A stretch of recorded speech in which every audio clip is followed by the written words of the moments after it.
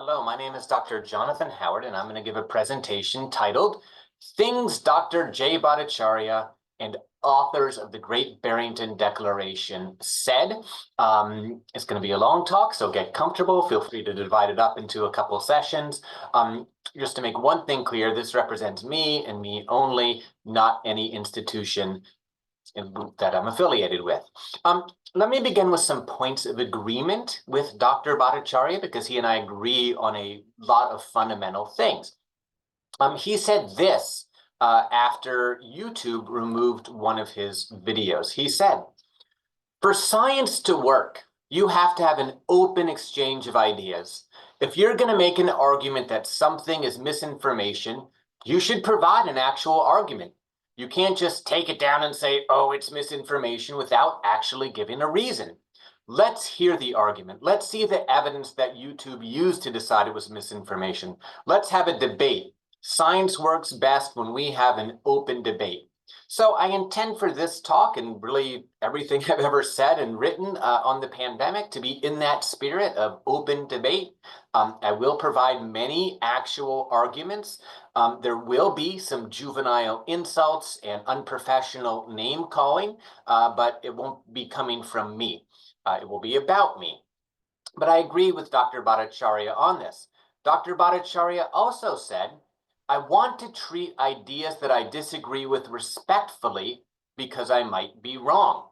That's nice. I've never actually seen him do that. Anytime anyone criticizes him, he calls it a hit piece, a smear campaign, or slander. But let's take him at face value here. So I hope that he recognizes that I'm trying to treat him and his ideas respectfully. I will not quote him out of context. I want to very fairly present his ideas as they were. And I hope that you actually read some of the articles that I'm talking about that I will show you so that you can see that I'm being fair and not quoting him out of context in any way. Dr. Bhattacharya also opposes censorship. So do I. I want Dr. Bhattacharya's words to be remembered. I want them to be widely known. I think there's a process of forgetting them now, but I don't want him to be censored. And so I hope that whether you are a fan of Dr. Bhattacharya's or a detractor of his, you will share this so that his words are not censored and silenced. And lastly, Dr. Bhattacharya also appeared on Fox News with this little caption: "Why should we listen to people who have been wrong the whole time?" And that's a good question. I don't think we should listen to people who've been wrong the whole time. And please keep that in mind as you listen to this talk. So this is the outline of the talk. So let me just begin by talking a little bit about myself.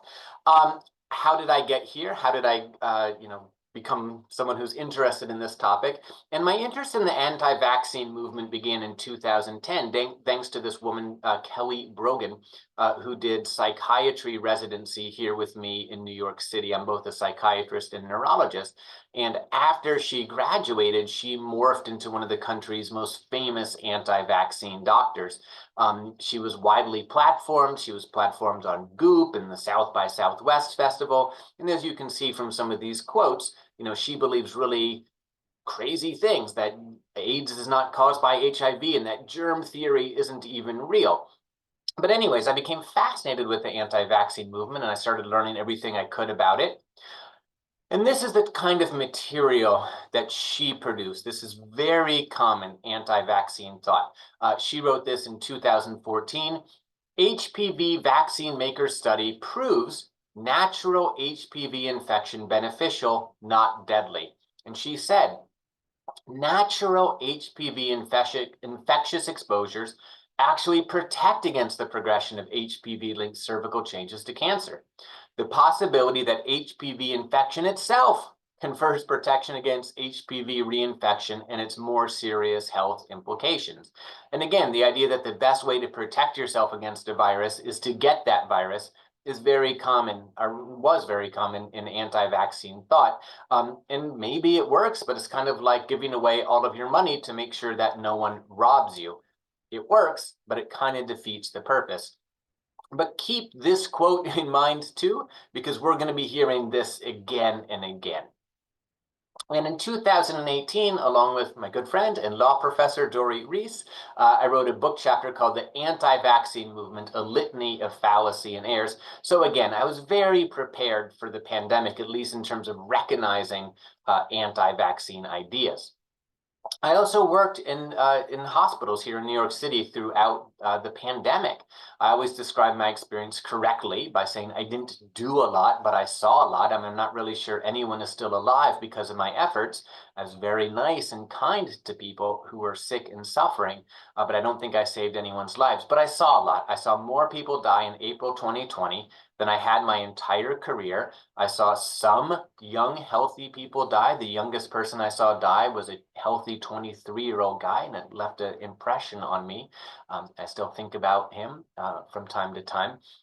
And I saw a lot of people survive COVID, but be gravely injured by it. And we all saw what the virus could do when it was left to spread uncontrolled. It overwhelmed cities, it overwhelmed hospitals. And there was nothing unique about my experience. Hundreds of thousands, millions of healthcare workers, saw exactly what I saw. And then at some point I came across this headline: "We want them infected." And it quoted Paul Alexander, who was at the time an advisor in the H&H service. And he said, "There is no other way. We need to establish herd. And it only comes about by allowing the non-high-risk groups to expose themselves to the virus, period. Infants, kids, teens, young people, young adults, middle-aged with no conditions have zero to little risk. So we use them to develop herd. We want them infected." And, all sorts of alarm bells started going off because I had heard that before from my good friend, Kelly Brogan. And then in 2023, I wrote one of my several non-best-selling books, "We Want Them Infected," which really detailed this failed quest for herd immunity and how it blinded Americans to the threat of COVID-19 and led many doctors to embrace this anti-vaccine ideology that I was very familiar with. Much of the book is just quotes, which I will get to, but the main theme of the book is this: prestigious doctors from prestigious universities spread a deluge of pro-virus misinformation to purposefully infect unvaccinated young and middle-aged people, believing this would end the pandemic in 3 to 6 months. Humanity had never reached herd immunity to a virus by spreading the virus. Their plan was to use infected, unvaccinated young people as human shields to protect the vulnerable and open everything up. And these doctors were all sheltered from the consequences. What I'm going to present in this talk, which is going to be overly long, is still just a drop in the bucket. Any one of these slides I could probably speak about for 30 minutes. It's just a small sample of some of the misinformation that doctors spread during the course of the pandemic. And like I said, much of the book, much of my work, this talk, will be just directly quoting people. For example, 25 pages of the book were just doctors declaring the pandemic over. And here's an example from Dr. Bhattacharya. He had a discussion with Florida Governor Ron DeSantis in September 2020. And Governor Ron DeSantis asked, "Is there anybody that thinks COVID-19 represents a significant threat in terms of overwhelming hospitals in the United States?" And Dr. Bhattacharya responded, "It's the opposite, Governor. I think a lot of hospitals around the country have faced financial difficulties because they've been empty. At this point, certainly not." And we'll go over a little COVID timeline in a minute, but 3 months after this, January 2021 was the deadliest month of the pandemic, where 3,000 Americans were dying every single day, and almost 100,000 Americans died in January 2021 alone. All right.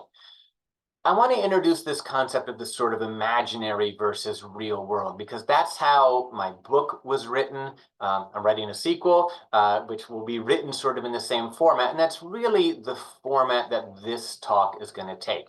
So let me explain what I mean. So in the imaginary world, as you're going to hear, COVID only threatened the old and the infirm. In the real world, many young people were seriously harmed or killed by COVID. In the real world, one infection led to robust, durable immunity.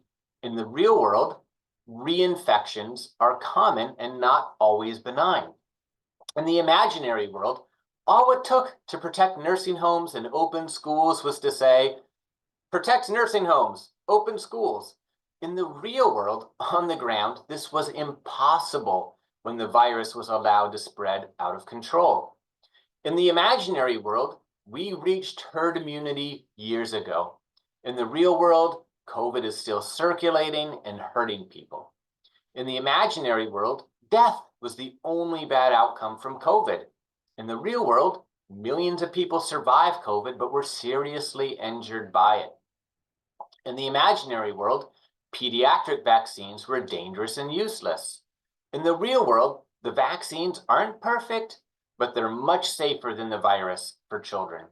In the imaginary world, mitigation measures were worse than COVID. In the real world, the harms of mitigation measures should not be glossed over, and I mean that, but the virus killed and injured millions of people.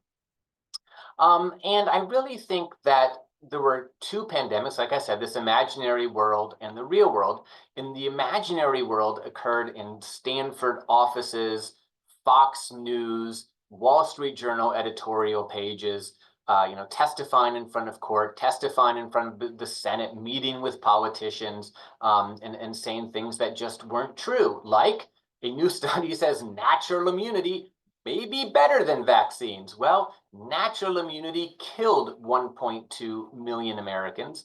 And then there was the real world in hospitals. So here I am about to enter the room of a COVID patient. And this was Dr. Bhattacharya's experience. He made a lot of YouTube videos, gave a lot of interviews, made a lot of podcasts. I get the irony, I'm making a YouTube video right now, but this was really, how he spent the pandemic on a day-to-day basis, or at least so it seemed. And he had a hard time with this. He said, it was stressful in spring 2020 when I taught 2 classes where I was forced to teach online. He was working 100 hours per week. Then in the fall, he took a sabbatical, long overdue, to focus on research and COVID policy, but he still ended up with 100-hour weeks. So, Dr. Bhattacharya, it was stressful for him to teach online classes. And he worked, 10 hours or more than 10 hours, 13, 14 hours a day. So he worked a lot. But in the spring of 2020, this is what was happening in hospitals in my city. The bodies of New York City coronavirus victims were being forklifted into a refrigerated truck used as a temporary morgue. Our hospitals were overflowing, our morgues were overflowing, and a lot of us were getting sick with COVID ourselves. And I think it's worthwhile to read what one frontline doctor had to say, because I think it's very important. He said, this is Dr. Abrar Karan, who I think is an infectious disease doctor at Stanford as well. One thing I guarantee you will notice if you pay attention, doctors who have cared for COVID-19 patients will never underestimate what the virus is capable of. The anti-mask, anti-vax pundits who have been tweeting from the safety of their home for the past 2 years often will. I've yet to meet a fellow physician who has spent the majority of their time caring for these cases who would claim to know exactly what to expect from SARS-CoV-2, because we continue to be surprised by people who die that shouldn't, people who suffer longer than we would expect, people who seem to get better and then suddenly turn for the worse, people who are doing poorly and who end up surviving. Medicine humbles us clinicians. This virus has too. Hearing non-clinicians downplay it after long days, weeks, and months where we are working hard and trying to save people's lives, honestly, eventually you can't help but feel like half the people on here who claim to know what the right answer is or what's safe enough are full of BS. Because if you get sick, they won't be responsible for it. They won't be accountable to you, your family, your loved ones. Your doctors will be at your bedside. Your anti-mask, anti-vax saviors will not. A common response I hear from sick patients once it's too late, I wish I had listened. And this news article here, thousands of these articles could have been written. Father dying of COVID, regrets not getting vaccine, and heartbreaking texts. I can't breathe again. I really regret not getting my vaccine. Christian Cabrera, 40, texted his brother before his death. And as you listen to this talk and read anything that I have written, anytime I accurately quote people, which is what I do, I want you to say this at the end of everything that you hear. No one who worked on a COVID unit would say that, because almost every quote that I say is not, or that I accurately report, is not something that someone who experienced this themselves would say. So let's listen to this quote. I think this is from the signing of the Great Barrington Declaration. As you can see, there were journalists and a camera crew there. It was a whole sort of affair. And you're going to hear Dr. Bhattacharya talk about COVID's risks to 40-year-old teachers. Let's take a listen. I'm frightened. How dare you tell me to risk my life or I could die going to the bathroom? We know that 4-year-old teacher, from the zero problem studies to other work, that they face a very moderate risk should they become infected and die. Somewhere on the order of 2 in 1,000. 998 of those 40-year-olds will survive should they become infected out of 1,000. And without serious long-term health effects. Every virus, the flu can have some long-term effects, but the fraction of the population that get those is small. But it's not 100 out of the 1,000 will have those effects. It's likely much smaller from the evidence that I've seen.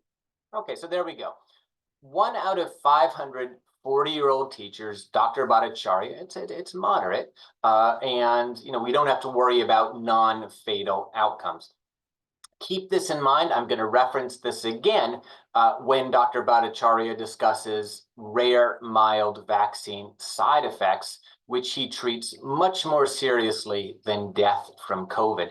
But again, no one who worked on a COVID unit would say that. This is how people talked in the imaginary world. In the real world, this is what it looks like when teachers died of COVID. Here in New York City, we had 30 teachers die, a total of 74 Department of Education employees die, and this is from May 11th, 2020, so really in the first 2 months. Obviously, I don't know that all of these teachers were infected at school. Probably they weren't, but look at this, not all of these people were old and infirm. So this is what it looks like when 1 in 500 40-year-old teachers dies of COVID. And the doctors who I'm discussing today, and I think this matters, they were famous for their opinions, not their actions. And I like this quote by this author, Gerwinder. He said, "Social media made us overvalue opinions and undervalue actions. We are now judged more by what we say than what we do. And words like deeds, unlike deeds, are easy to fake." And, Dr. Bhattacharya, he got famous. He was a pandemic celebrity because he called for things and he listed the amazing, wonderful things he would have done. For example, he said on Twitter, "Imagine there hadn't been an NIH-led devastating takedown of the Great Barrington Declaration in October 2020. Imagine no social media suppression.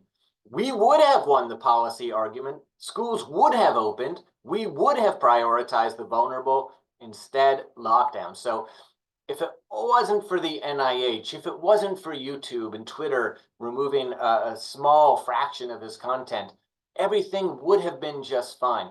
We're going to come back to that because we will see what his real world record was in Florida. And anyways, he also sort of bragged that he called for things.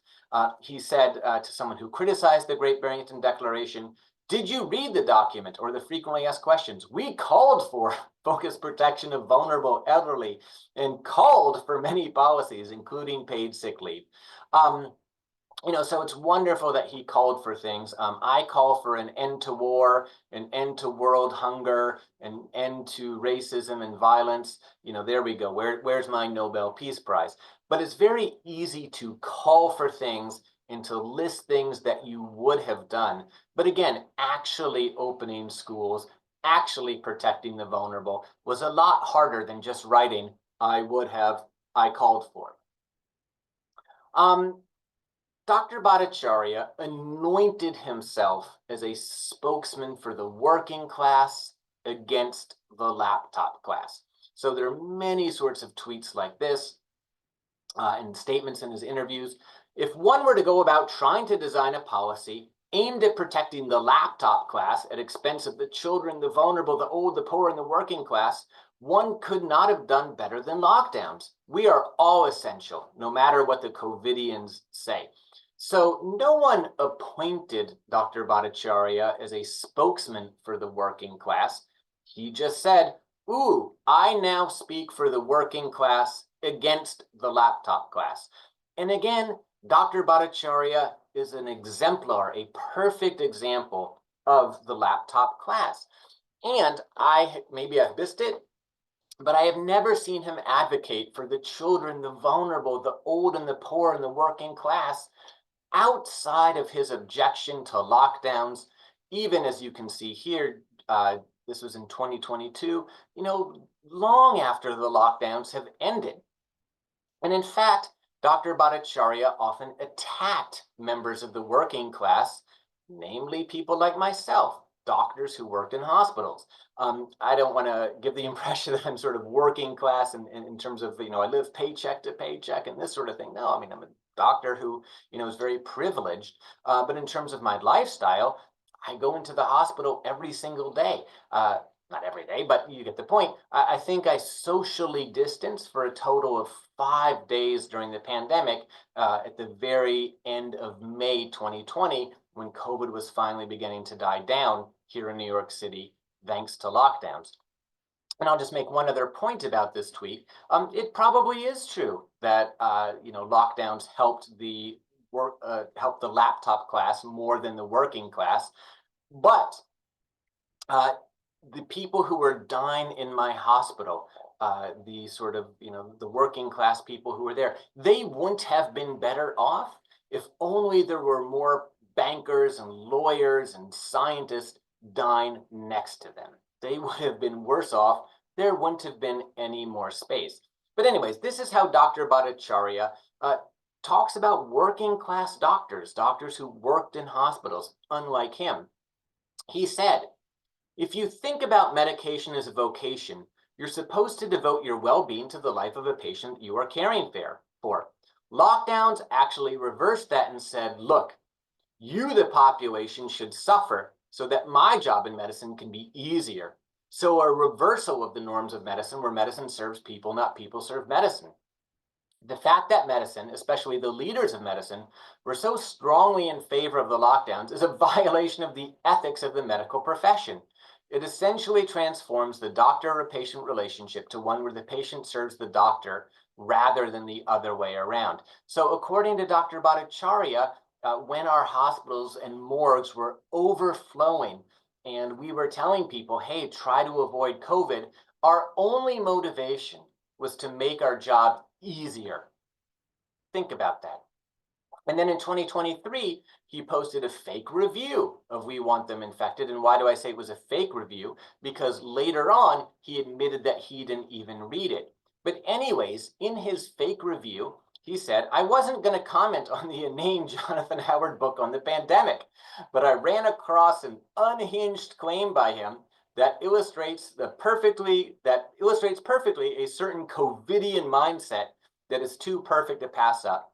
The unspoken rude idea of his is that the general public owed it to the doctors not to get COVID because it would place doctors at risk of getting COVID. Of course, this is an inversion. Medical professionals serve the public, not the other way around. Again, in the spring of 2020, our hospitals were overwhelmed with COVID. Every patient had COVID. Another 1,000 COVID patients, it wouldn't have increased our exposure risk. It would have overwhelmed our ability to care for them, and people would have been dying in the streets, which actually kind of happened outside of some of the hospitals in Queens here in New York City. And I will add that I think leaving fake book reviews on books that you haven't read is a form of censorship, right? Because he is silencing and censoring and suppressing what I actually wrote, which is actually just quoting him like I'm doing here. But I digress.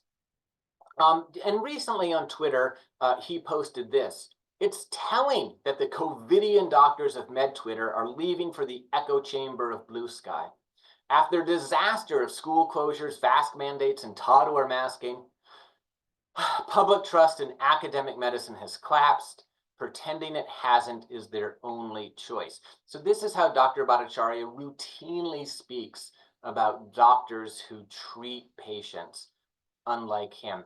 And this is the sort of professionalism, this is the maturity that he is going to bring to the NIH.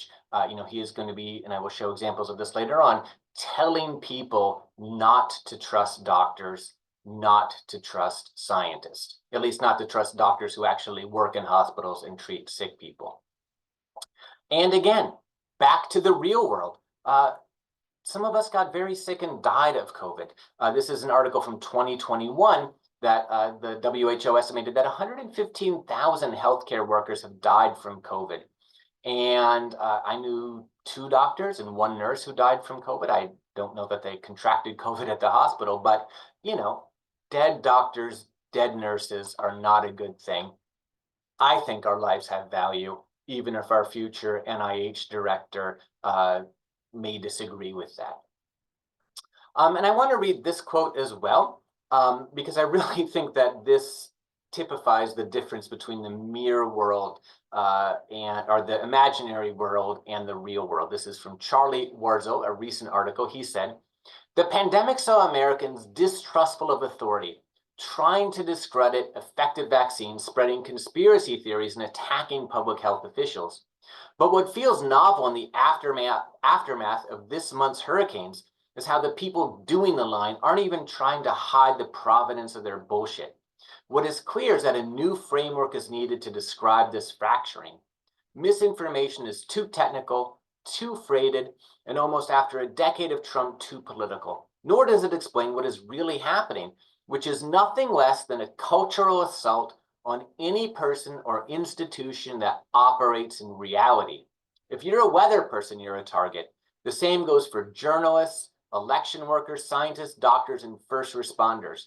These jobs are all different, but the thing they share is that they must attend to and describe the world as it actually is. This makes them dangerous to people who cannot abide by the agonizing constraints of reality, as well as those who have financial and political interests in keeping up the charade." I think that's very insightful. Okay, so now let's go over the track record of the authors of the Great Barrington Declaration. And it's been a long pandemic and some of the dates blur together, but there's at least 6 dates that I want people to get fixed in their head because it really matters for what we're going to talk about. The first one, everyone pretty much remembers, April 2020. This is when New York City and other cities, primarily here in the Northeast, were just deluged and overwhelmed with COVID. In October 2020, this is when the Great Barrington Declaration was written. In December 2020, sorry, not 202, it said this is when vaccination campaigns began. So just 2 months after the Great Barrington Declaration was written. The next month, January 2021, again, I already referenced this, this is the worst month of the pandemic when 3,000 Americans were dying every day. The spring of 2021 was a very optimistic time. Vaccines were rolling out, cases were falling and plummeting. But then in July and August 2021, this is when the Delta wave arrived, reinfecting many people. And this was probably the worst variant of them all, at least in terms of its lethality per infection. It really hurt children and young adults, especially unvaccinated ones, more than any other variant. And then almost immediately after that, the Omicron variant arrived again, reinfecting people at a much higher rate. This was by far the most contagious of the variants. And this was January 22 was the worst month of the pandemic for children. between 150 and 200 children died in January 2022 alone. And according to the American Academy of Pediatrics, during the peak, during the worst week, which was January 14th, 2022, 6,500 children, 6,500 children were hospitalized in just 1 week. And some of those children were very sick, needing to be intubated and needing ICU level care.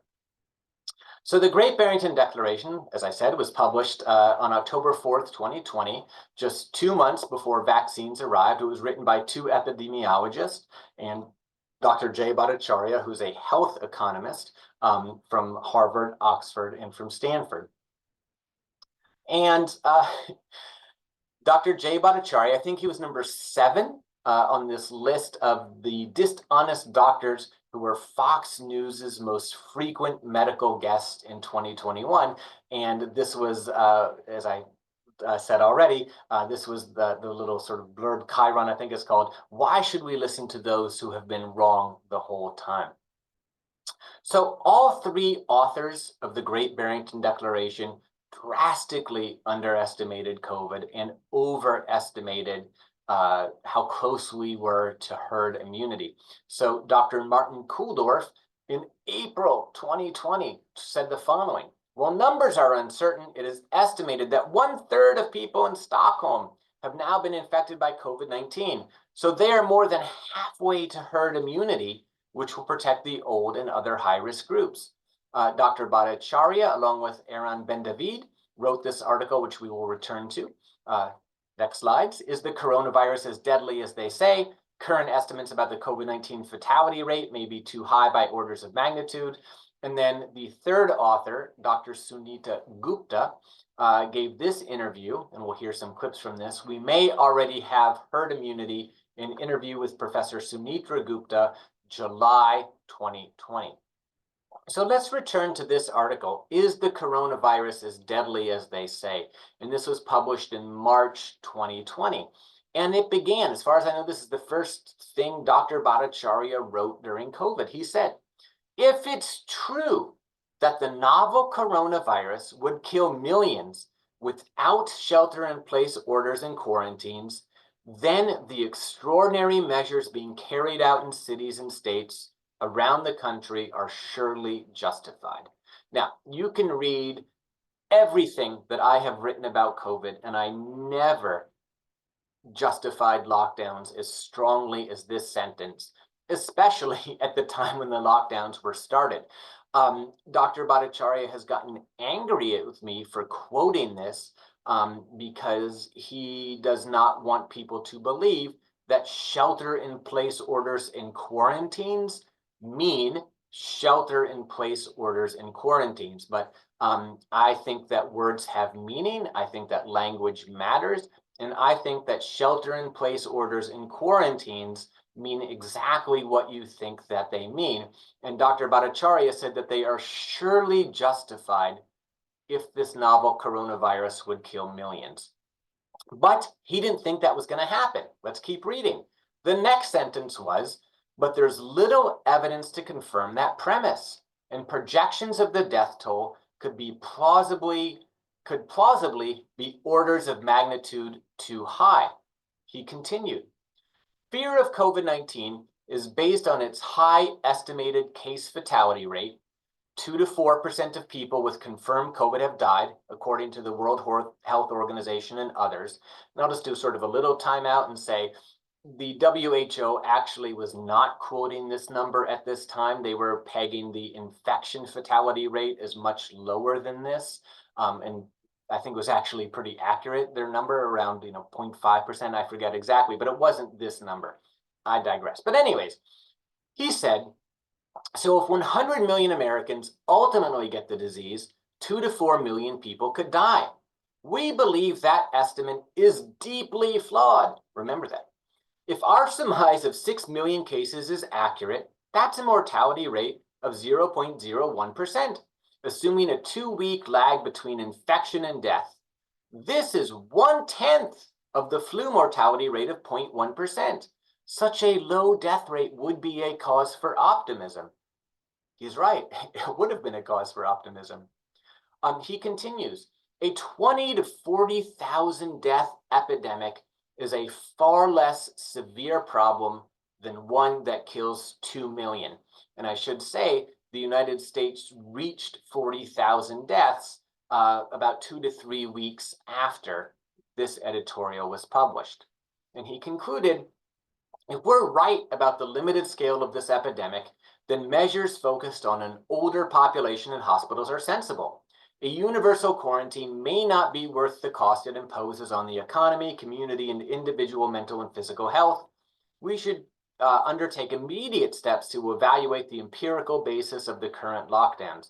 And Dr. Bhattacharya and Ben David were not alone in saying things like a 20 to 40,000 death epidemic is a far less severe problem. Other Stanford doctors, namely Dr. John Ioannidis and Dr. Scott Atlas, who we're going to meet later on, also were predicting at this time that COVID was going to kill around 10 or 40,000 Americans. So these numbers were circulating amongst the laptop class doctors at Stanford. Now, this is a little presentation from Aaron Ben David, who co-wrote that essay. You know, he's going to show intellectual integrity here and admit that they got it wrong. Let's take a quick listen. Policy evaluations, and I messed up on a lot of things on COVID. This was one of the things that sort of got me started on COVID was this article with Jay that really got us onto a big adventure of measuring seroprevalence in Santa Clara study. But in that article, we actually put down a number of how many deaths we thought that the epidemic was going to have. It was not a very strong prediction, but nevertheless, we were way off. All right, so they were way off. Did Dr. Bhattacharya admit that he was way off? Well, not really. This is just from the other day. A journalist by the name of David Korn said, Bhattacharya said at the start that only 20K to 40K people would die from COVID. That was the basis for his recommendations. He was only off by 1.16 million. That's all. And Dr. Bhattacharya responded by saying, this is a lie. The article pointed out that given the evidence available in early 2020, the pandemic could end up killing anywhere between 20K and 4 million, and it called for a study to reduce the uncertainty. Korn and Mother Jones should stop embarrassing themselves. So let's just back up and read exactly what he wrote. So if 100 million Americans ultimately get the disease, 2 to 4 million people could die. We believe that estimate is deeply flawed. So there we go. So Dr. Bhattacharya wants credit for sort of saying, hey, I mentioned that 4 million number, but he called it deeply flawed. So, you know, you can judge for yourself whether this answer here demonstrates the same intellectual integrity as his co-author, Dr. Aaron Ben David. And at the time, Dr. Bhattacharya was worried about the economy. This is what he was saying in March 2020. And I just want to take a little time out and recognize that the same way Dr. Bhattacharya was spared entirely from seeing what COVID could do. I mean, the guy was everywhere this pandemic except hospitals. It's also important for people like me to recognize that I was spared economic worry. I never missed a paycheck. You know, even if I did, it wouldn't have sent me into financial ruin. I'm not a small business owner. You know, I don't live paycheck to paycheck and have to worry about how I'm going to pay rent or, you know, put food on my table for my kids, etc. So I don't want to dismiss concerns about the economy at all. But this is what Dr. Bhattacharya was worried about in March 2020. Let's take a listen. Including California, it's safe to lift the caps. So the next step to me is run the studies everywhere, review the models, and take a hard look and ask, is it really worth it to suppress the economy if I'm not going to stress the hospital systems and have COVID-19 patients? Okay, so is it really worth it to suppress the economy? This is what he was worried about at the time. Let's listen to what Dr. Sunita Gupta was saying in May 2020. Again, we're just reviewing the track record of the authors of the Great Barrington Declaration. You mentioned the infectious fatality rate there. Do you have a kind of estimate of what you think that currently, what we should be expecting that to be? I think that the epidemic has largely come and is on its way out in this country. So I think it would be less, definitely less than 1 in 1,000, and probably closer to 1 in 10,000. So that would be 0.01%. Yes, well, probably not 0.01, but 0.05. And that number, I believe, was kind of mathematically impossible at the time, given how many people had already died of COVID. And again, let's listen to what she was saying in July 2020. I think we will and already have developed herd immunity, and we will continue to manage it through herd immunity or accommodate it through herd immunity, as we do many other lethal pathogens. I think flu is much more dangerous actually than COVID, and I think that this particular virus will settle into an endemic state, just like flu does with the human population. Oops, we did not have herd immunity in July 2020, and COVID killed many more people than the flu. Dr. Bhattacharya also felt that there were many places that were at herd immunity. He gave this interview in July 30th, 2020, where he said, there's some places where I think we've reached herd immunity, actually. I mean, I think I'd be very surprised if there was a second resurgence in New York. We might see some blips, like endemic cases might come up, but obviously it's theoretical, so we'll see. I mean, in a sense, like Sweden, you're seeing that's the policy they follow. They opened up, they kept everything basically open. People did socially distance there. People did less mask wearing and a lot more social distancing. Elderly people didn't go out. You saw basically now cases are down at the very low, deaths down are very low. They've reached herd immunity there. So this is from the imaginary world, and let's return to the real world. This article was published in November 2020. Sweden limits public gatherings to 8 people amid COVID surge, and it quoted their prime minister as saying, "This is the new norm for the entire society," Lofsvin said, adding that Swedes were not observing coronavirus recommendations as they had in the spring. Don't go to gyms, don't go to libraries, don't host dinners, cancel, he said. So they didn't have herd immunity. And shortly after this, even though the entire country of Sweden never closed schools, primary schools, elementary schools, schools there, just like the United States, closed on an individual level throughout the pandemic due to overwhelming COVID outbreaks. There are many news articles documenting prolonged school closures there. Dr. Bhattacharya also got basic facts wrong. Starting when COVID arrived, starting the first COVID death, this was an interview that Dr. Bhattacharya gave in November 2020. And by that point in the pandemic, COVID, according to the American Academy of Pediatrics, 133 children had died of COVID. During that same period, 9 children died of flu. During the next year, after Dr. Bhattacharya gave this interview, 1 child died of the flu. So mitigation measures that dented COVID completely obliterated the flu. In fact, 1 flu strain seems to have been wiped off the face of the earth. Currently, around 2,000 children have died of COVID, while under 500 have died over the flu in the past 4.5 years or so.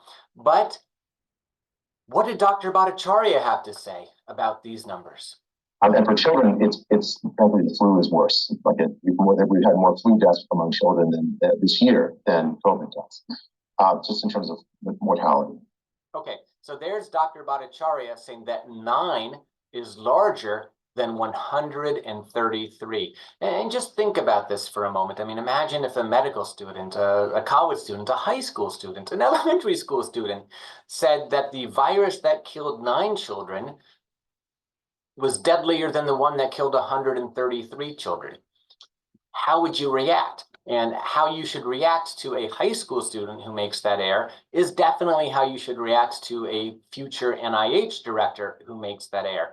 And Dr. Bhattacharya is welcome to discuss this with me. I will definitely argue that 133 is larger than 9. These are some dates where Dr. Bhattacharya said COVID had been defanged, and we're going to hear one of these coming up. April 14th, May 3rd, July 21st, July 28th, and January 6th. Right before the Delta wave hit in Florida, he spoke with Ron DeSantis, who tweeted out this message on August 1st, 2021. We have protected the vulnerable by vaccinating the older population. Elsewhere, he said, the Delta variant doesn't change the calculus in any fundamental way. And that was the imaginary world. And in the real world, this headline was from September 10th, 2021. So about 5-6 weeks later, 4 kids among Florida's COVID death toll as the state sets another record for fatalities.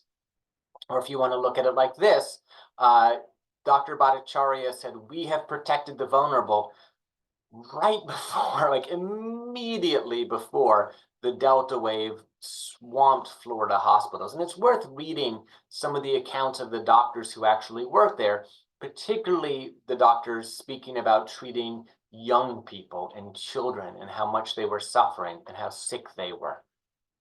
And it wasn't just Florida.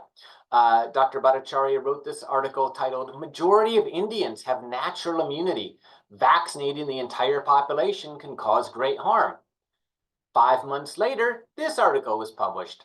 COVID-19, India's holiest river is swollen with bodies. So future historians, if you want to know what happened during the pandemic, reading Dr. Bhattacharya's predictions and knowing the opposite happened is a very good heuristic that you can use to understand what happened during the pandemic. This is all he did. When the Delta variant came, he said, Delta variant, not a cause of fear. When the Omicron variant came, he said, why no one should panic about the Omicron variant. I forget when this article was. This is about, more recent. When the new COVID-19 variants shouldn't scare you. That's all he did, is calm monger. There was literally nothing the virus could do where Dr. Bhattacharya would say, you know what? I was wrong. The Delta variant is a big deal. The Omicron variant can make people pretty sick. We should take this seriously and try to protect people. There was nothing the virus was going to do where he would end up saying those words. In 2021, September 2021, he gave an interview called, which he said, the emergency phase of the disease is now over. Now we need to work very hard to undo the sense of emergency. We should be treating COVID as one of the 200 diseases that affect people. And Dr. Bhattacharya, to my knowledge, has spoken about COVID and only COVID since giving this quote. He's never mentioned migraines or pancreatic cancer or Parkinson's disease, etc. And as always, immediately after he gave this quote, the Omicron variant arrived, leading to these headlines. Omicron in children, pediatric hospitals in parts of the US filling fast. About 800 kids have been admitted nearly every day this week, 800 kids per day. And then this headline, during the Omicron wave, death rates soared for older people. So again, mirror world, or imaginary world, real world. Dr. Bhattacharya greatly overhyped vaccines in 2021. There's a lot of distrust about vaccines today because people feel that they were overpromised and that they were overhyped. And Dr. Bhattacharya contributed to that. He said, the vaccine is just an incredible achievement and in many ways has defanged the epidemic. It's taken away the specter of death and hospitalization that comes with the disease for the older population, to the extent that the older population is vaccinated. And in this little clip, he is going to claim that vaccinated people have a 0 risk of transmitting the virus to each other. So let's just listen, and I'm actually going to pause it after the first sentence or two to make a discussion. He's in discussion here with Dr. Damania, aka Z-Dog, who before the pandemic was known as a wonderful vaccine advocate, but during the pandemic, rejected everything he once stood for. But let's take a listen. What is the main concern you have right now, sort of in this whole? I mean, I think that the central problem right now, I think, is the fear that people still feel about COVID. Okay, the central problem right now is the fear that people still feel about COVID. Again, this is why I told you to recognize no one who worked on a COVID unit would say this. This is April 2021. You know, we didn't know this at the time, fair enough, but the Delta variant was about to arrive. The Omicron variant was about to arrive. You know, the virus was just 1 year old at this time, and Dr. Bhattacharya spoke as if he knew everything about it. There are many other quotes I won't share in this talk about him saying we don't have to worry about variants. They're going to be all encompassed by the vaccine. But imagine saying in April 2021, the central problem is the fear that people still have about COVID. Not variants, not rolling out vaccines, but the fear that still people have about COVID. And he and Dr. Damania are going to discuss why no one should be fearful anymore, right before they both say the odds of vaccinated people transmitting the disease are zero. The camera's going to pan off him when he says that, but just look at the subtitles. Even after the vaccination effort has been, actually in many ways in the US, quite successful. I think that we are so used to this fear that we've lived under for a year that we don't know how to get out of it. You know, so you can see this when people that are vaccinated, they still are wearing it. My mom, okay, she's 80. She got the vaccine. She got the second vaccine. It's been now a month and some since she got the vaccines. And she tells me she can't. She's so used to wearing the mask that she wears it inside when there's no one there because she's just used to it. And there's still this fear. How do we decondition that? Well, and then the question would be, yeah, no, and this is common. Like we're seeing this sort of pall of conditioned fear, and it's taken about a year of conditioning. So now, like walking outside with a mask is like terrifying to a lot of people, even after vaccination. Now, you and I are both vaccinated. Mhm. We shook hands. We don't wear masks. We're about 3 feet apart from each other, and in the early days of the pandemic, that would have gotten us both hung. Like, but now I can say with confidence because I've looked at the data. Like our chances of giving each other COVID are pretty much zero. So how do we decondition it? And in the setting of continued uncertainty. All right, so these guys claim that vaccinated people had zero risk of giving each other COVID, and that the main problem was that people were still afraid of it, and they had to work very, very hard to make sure that no one was afraid of COVID in April 2021. By that point, the death toll was about 500,000 to 600,000, and about 500,000 or 600,000 more people have died of COVID. Many of them listened to this advice. I don't know about specifically this podcast, but listen to this advice about living their lives without fear. Graveyards are full of people who approached COVID without fear, and they're no longer here to tell us of their experience. But this is what Dr. Bhattacharya says about people who claimed vaccines prevented transmission. He said, just wondering, did the fact checkers ever correct Tony Fauci, Rochelle Walensky, or Rachel Maddow for saying that the COVID vax prevents you from getting and spreading COVID? If not, why not? It was one of the biggest lies of the COVID era. So there's Dr. Bhattacharya calling himself a liar. All right, so let's discuss the premises of the Great Barrington Declaration. First of all, this is the entire thing. It's 1 page long. You should now pause, take 2 minutes, 3 minutes, and read it. Go to the Great Barrington Declaration website. If you're feeling adventurous, you can spend another 5 minutes and read their frequently asked questions section. But the point is that this was just a 1-page document. Dr. Bhattacharya became world famous, a renowned celebrity, based on this 1 page. He is so proud of this 1 page. And let's listen to how he describes the Great Barrington Declaration today, because what he says about it in 2024 is very different than what he was saying in 2020 and 2021. Here's how he describes it today.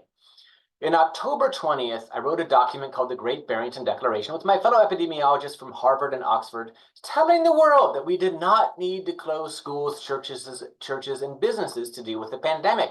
We propose protecting vulnerable people better and not disrupting the lives of the less vulnerable, especially children. So two words that phrases that Dr. Bhattacharya does not mention in 2024 are herd immunity and natural immunity. But as I will show you, that's all they talked about in 2020 and 2021. That's not quite fair. I shouldn't say that's all they talked about. They opposed lockdowns quite a bit, but it was one of the main themes that they talked about.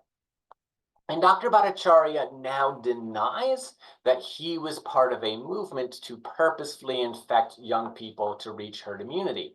Upon learning that he had been associated with my book, the We Want Them Infected movement, he said, "I never said nor thought we want them infected."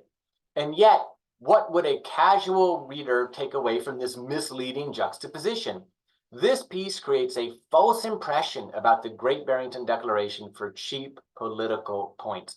So let's read exactly what the Great Barrington Declaration had to say about this, and we'll listen to some of their interviews. It is true that Dr. Bhattacharya did not say those 4 words, "we want them infected," but let's read exactly what he did say.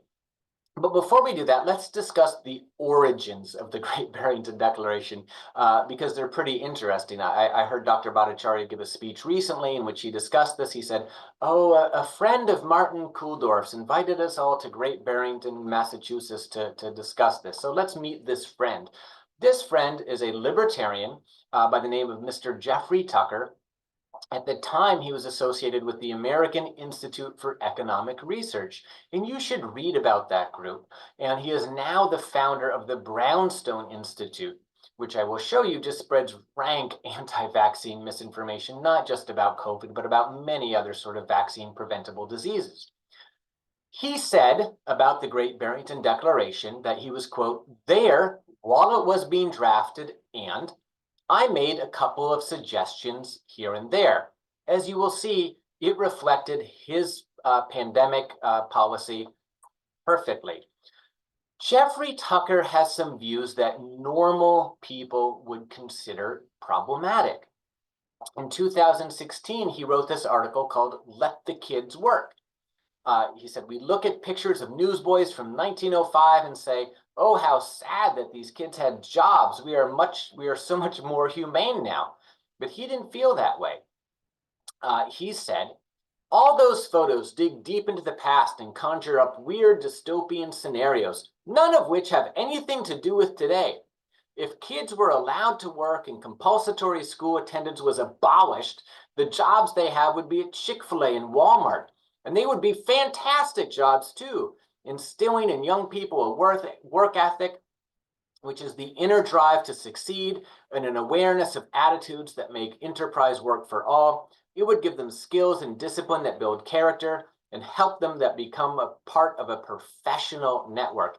Elsewhere in this essay, Mr. Tucker says specifically that he feels public schools should close, not private ones. Chick-fil-A and Walmart need CEOs. Mr. Tucker remains proud of this article. Journalist Walker Bragman, who's done amazing work on this, on sort of the intersection between business and Dr. Bhattacharya and the Great Barrington Declaration, uncovered private emails where Mr. Tucker bragged about this essay. And on social media, Mr. Tucker castigated me for criticizing him for this. So when the authors of the Great Barrington Declaration say all they cared about was kids in school, they were willing to partner with an overt child labor advocate, even as child labor laws are being demolished across parts of this country. And so I just want you to think about that and sit with that for a moment, that they still talk about the harms of school closures due to COVID, even though those ended 3 years ago, but they are, to my knowledge, silent about child labor laws being rolled back. And I've never heard them criticize Mr. Tucker for promoting child labor. And I wonder why that is. Mr. Tucker also is pro-tobacco for children. He wrote this article before the pandemic. He said, this underscores a point I've been trying to make for years. The time to smoke is when you're a teen. It's when your lungs are strong and your body is prepared to fight back the ill effects.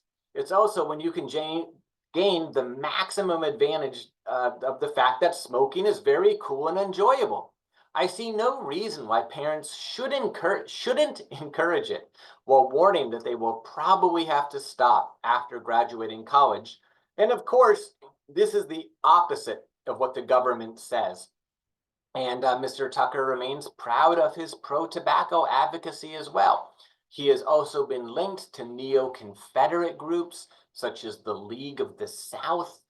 So, you know, he's a pretty sort of shady guy, and most doctors would avoid him as much as possible, but not Dr. Bhattacharya, not the other authors of the Great Barrington Declaration.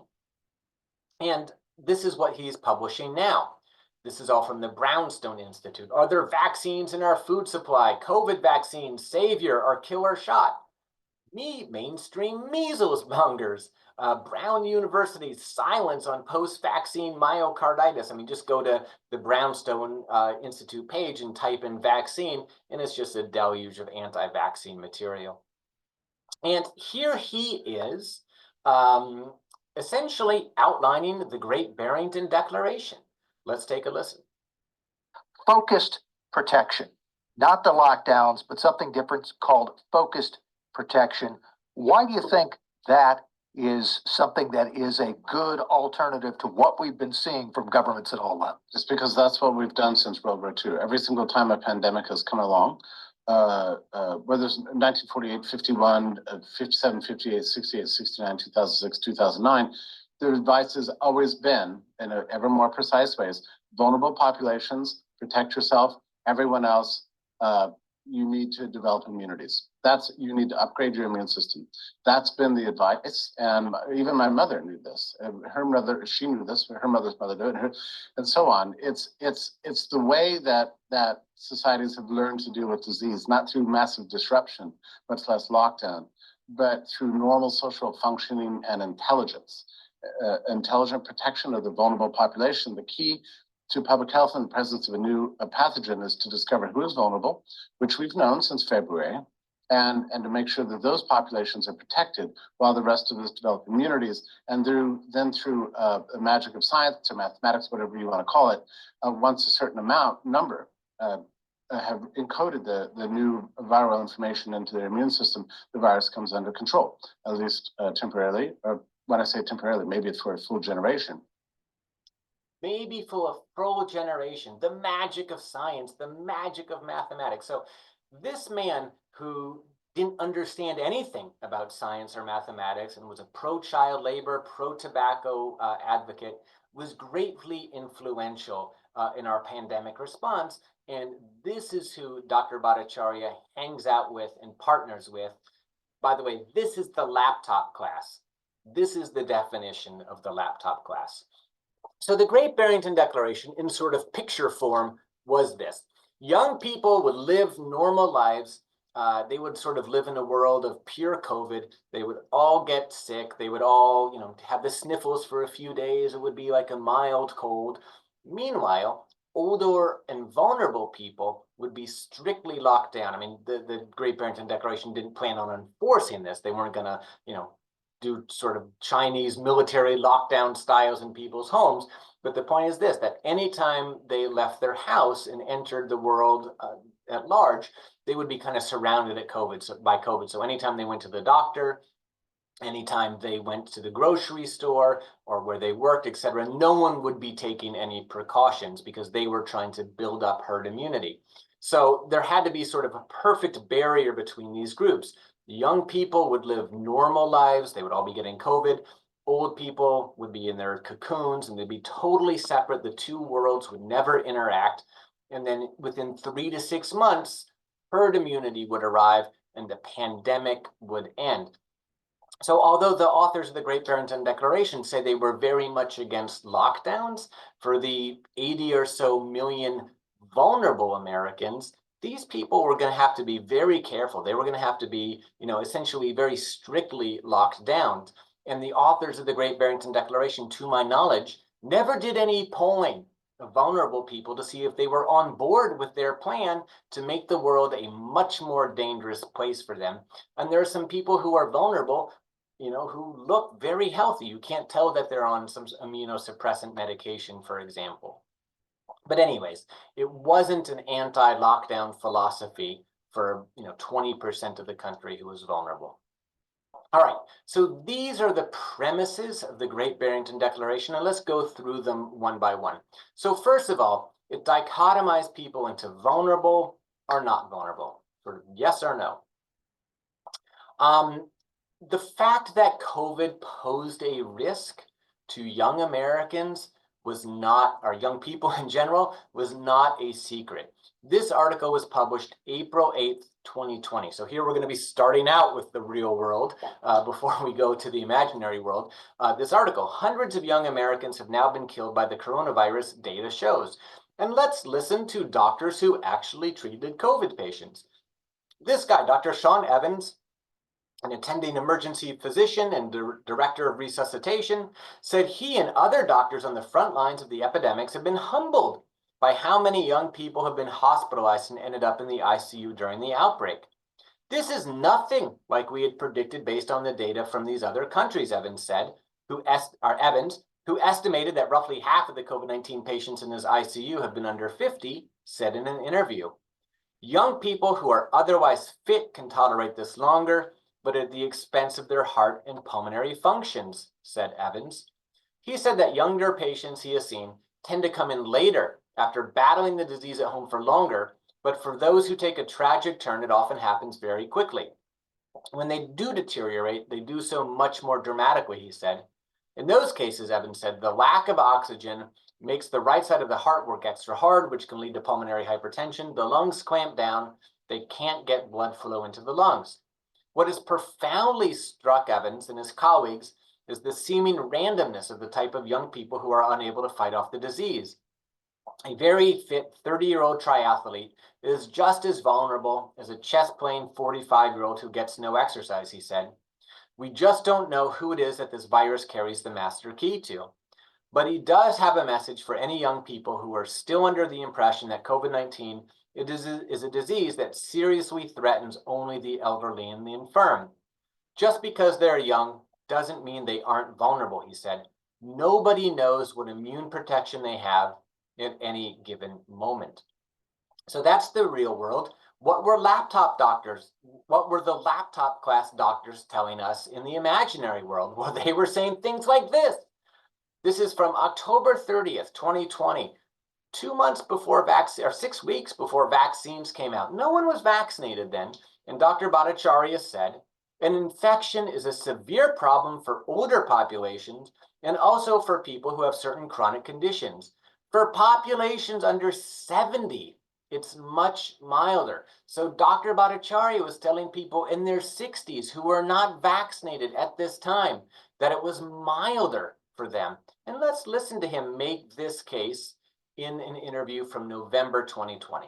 A second premise is that I think everyone will agree that this is an absolutely deadly disease for people who are older and for people who have certain chronic conditions. The infection survival rate from seroprevalence data, now 50 some high quality seroprevalence studies says that there's a 95% survival rate for people who are 70 and older. For people under 70, it's 99.95% survival. It's much less deadly for people who are under 70, 99.95. All right, there we go. And keep in mind, 2 months later was the worst month of the pandemic, January 2021. And here is Dr. Bhattacharya, safe in his Stanford office, telling people who are 65, 66, 67, it's much milder for you. And he was not alone. Let's listen to another laptop class doctor, also safe. I don't know if this is her home or her office, but let's listen to the advice that she was giving at the time. Well, it's unfortunate that the term herd immunity has acquired such a sort of, it sounds like devil. I mean, people the way it's been described. I mean, even today on Twitter, I noticed people calling it, I mentioned it on Irish radio, and it was labeled as a dangerous concept. I mean, herd immunity, in fact, actually maybe, I think, is our way out of this. We're very fortunate, I think, actually, with this virus, that it doesn't do harm to young people. Indeed, if you're under the age of, should I say 55, it really isn't something to worry about. And I would say generally people under 65 shouldn't, it's in line with all sorts of risks that we take anyway. So there we go. Under age 65 was the number that she gave. This is a news headline from just 2 months later. COVID-19 has killed thousands of young Americans. This is not just a tragedy for the elderly. And these are the death statistics from 2021. As you can see, COVID was a leading cause of death for every age group under age 65. And this reflects what did happen. Imagine if people had listened to these guys in this fall of 2020, and maybe some of them did, maybe some of those are the people who are reflected in these death statistics. But this all would have been much worse had 200 million people under age 65 or 70 gone out and got COVID in October 2020 as they proposed. In January, as I said already, January 2022 was the worst month of the pandemic for children. That's not even reflected on this chart. All right, so that was premise number one. You were vulnerable or you weren't. The second premise was that either COVID killed you or you had robust long-term immunity. So here we're going to start out in the imaginary world, and they are going to, kind of like we heard Jeffrey Tucker say, immunity is going to last for a generation. We're going to hear them talk about immunity to COVID. So we might get these sort of epidemics, but there are two issues here. One is that the people who will be exposed to the virus in the new epidemic will be the newborns. And I should add here that young and newborns, especially newborns, have by far the highest COVID risk of any group of children. Babies have risk equivalent to people in their 50s and 60s, something like that, of getting COVID. But this is not a benign disease for babies. Will be exposed for the first time, and for them the risk is probably not terribly high from what we're seeing. And for those of us who might be re-exposed, again, it's likely, looking at the other coronaviruses, that reinfection will not carry the same risk of severe disease and death. And that's also true for many other pathogens. But the second exposure does not carry the same risks. I think in the early days of the coronavirus, this novel coronavirus epidemic, there was some worry about whether immunity actually was generated by infection. It sounds like that's not so much of a worry, but we've seen immunity in the context of infections in the coronavirus with SARS-CoV-2. Is that true? Yeah, I would certainly say so. How many reinfections have there been today? Well, I mean, even if we had seen one or two reinfections, I mean, we know that people get reinfected with chickenpox.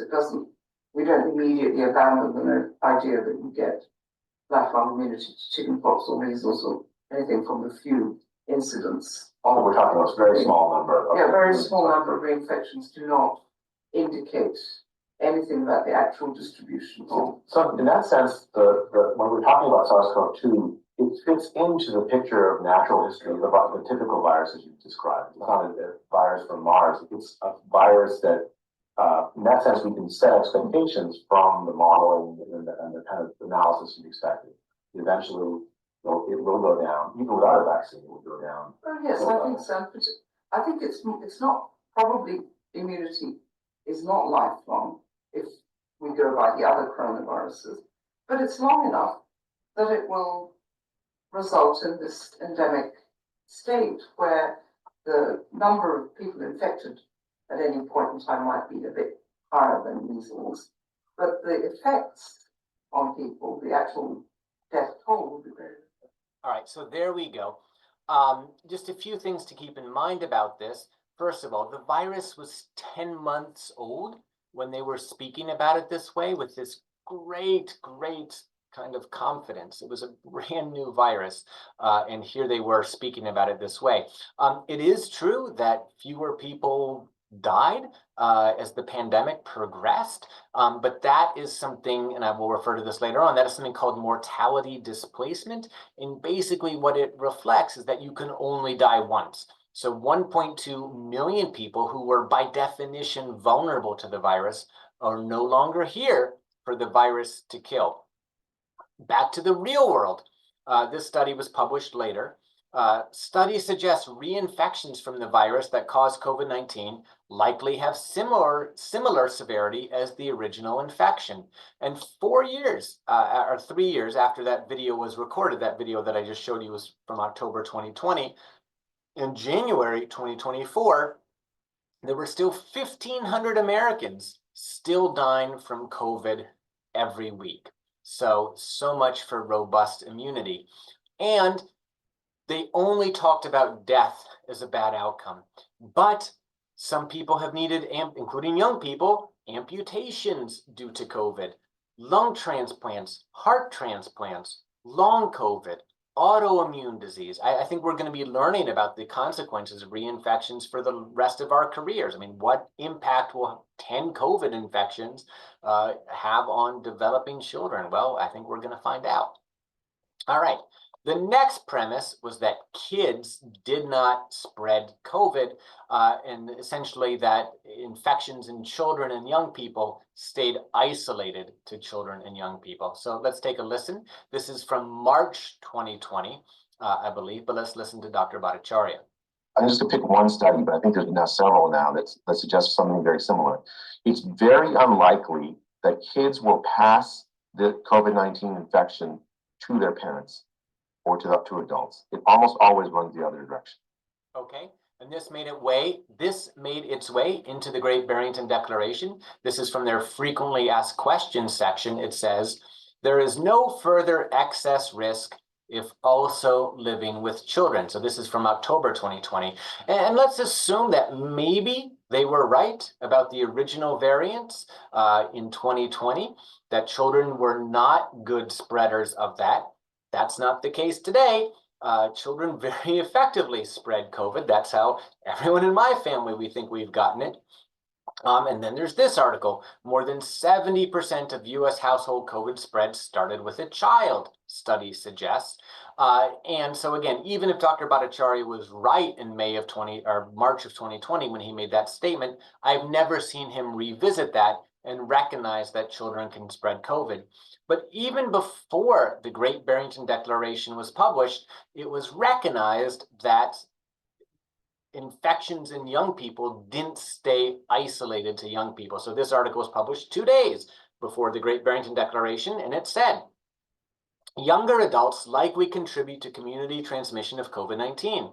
Across the southern United States in June 2020, increases in the percentage of positive SARS-CoV-2 test results among adults aged 20 to 39 years preceded increase amongst those aged 60 years by 4 to 15 days. So in other words, this idea that you could have mass infection in people 20 to 39 years or younger than that and keep them completely separate from older people seems to be kind of a fantasy. But they had a plan for this. This is the fourth premise of the Great Barrington Declaration, that the government would care for 80 million, I'm kind of making that number up, but tens of millions of people who would be strictly locked down. And they outlined this in the frequently asked questions section of the Great Barrington Declaration. Again, take 5 minutes and read it. Here, for example, was their answer to the question, how do we protect older people living at home? And they said, during high transmission times, older people should be offered home deliveries of groceries and other essentials. When seeing friends and relatives, it is best to do it outdoors. Testing should be available to relatives and friends who want to visit. Free N95 masks should be provided for when they cannot avoid community potential exposure.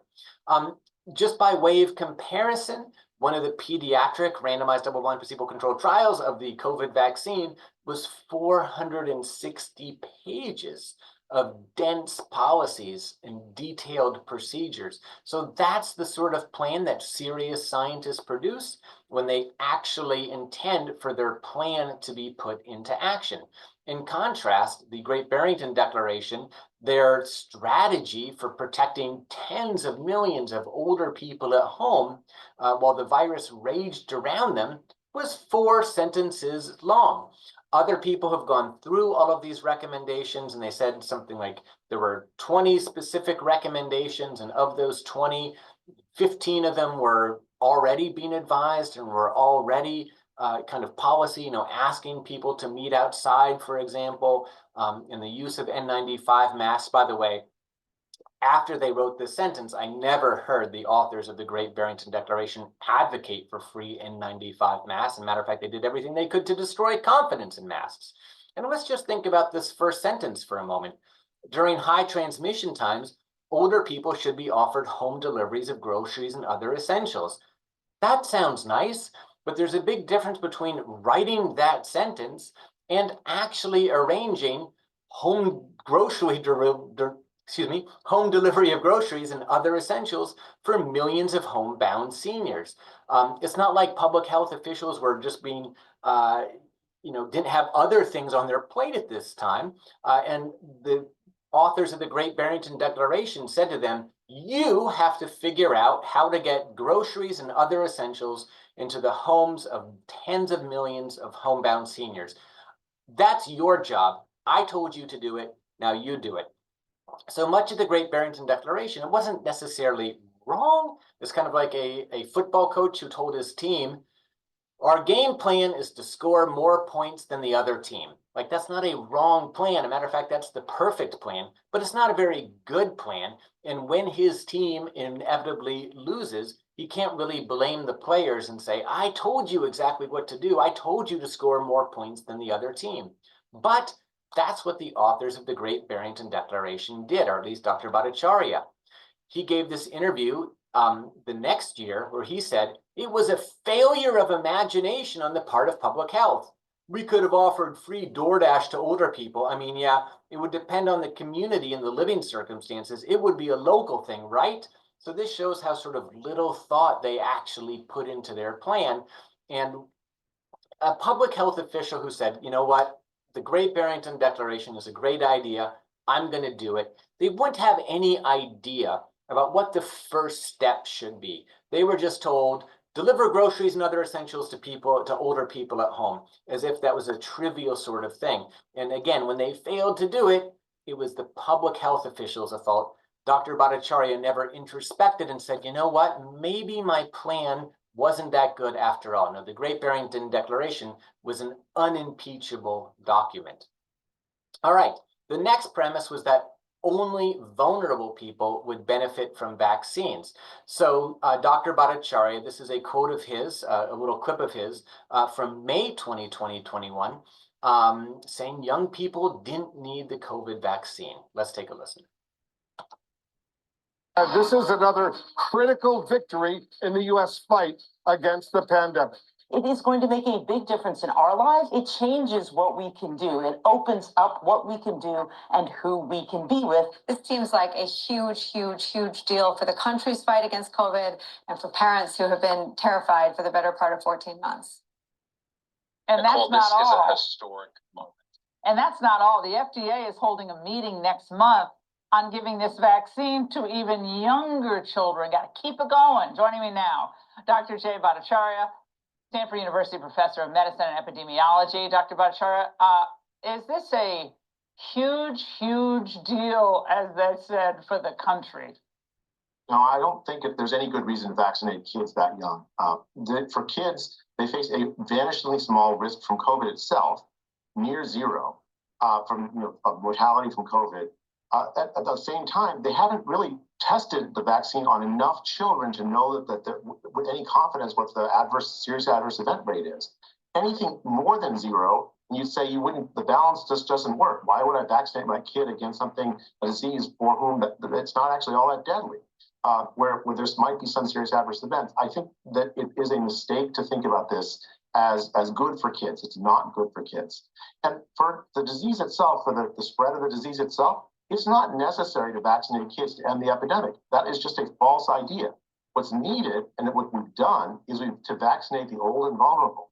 Once you've done that, they face an enormous risk of disease from COVID, or harm from COVID if they get infected. Once you've vaccinated them, taken them out of that pool, we defang the disease. That's really good news. I have no idea why we're not sharing that good news. We've taken out the pool of people who would normally die from the disease. Normally, we think when cases go up that, oh my God, deaths are going to come. All right, so keep in mind that the Delta wave arrived 2 months after this, sending young people and children to the hospital like never before. And then the Omicron wave arrived 6 months later, again impacting children more than ever before. Again, as I said, around 2,000 children have died, and around, according to the American Academy of Pediatrics, 234,000 children were hospitalized with COVID. And again, that's what actually did happen. All of this would have been much worse had more people listened to this advice. Because here's what was known about the COVID vaccine at the time. It was studied in adolescents in a randomized double-blind placebo-controlled trial. And this was published in May 2021. And it found that among participants without evidence of previous infection, no COVID-19 cases with an onset of 7 or more days after dose 2 were noticed among vaccine recipients, and 16 cases occurred amongst placebo recipients. The observed vaccine efficacy was 100%. Now, obviously, we know that that's not the case today, at least in terms of preventing infections, but there are many dozens of studies from around the world that say things like this. Real-world analysis. COVID-19 vaccine is strongly effective for children and adolescents during the Delta and Omicron waves.